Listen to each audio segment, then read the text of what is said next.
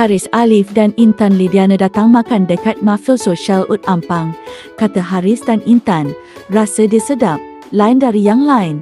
Ada banyak flour, seperti kamhiang, buttermilk, salted egg, kari, masak lemak cili api.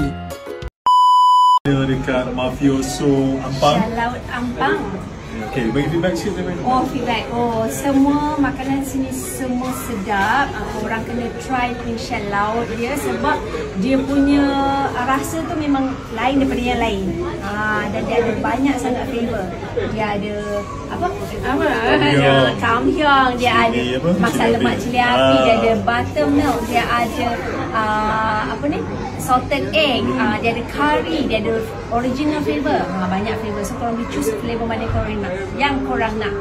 Okay, dia dah cakap pasal food. Saya nak puji satu benda je. Playlist dekat sini semua saya punya favourite playlist. Lagu-lagu dia semua memang kena dengan jiwa. Dan ini adalah playlist saya. So datang sini dengan vibe yang sangat relax. Untuk family boleh, untuk lepak kawan-kawan boleh. So korang kena try lah kalau datang sini. Alright?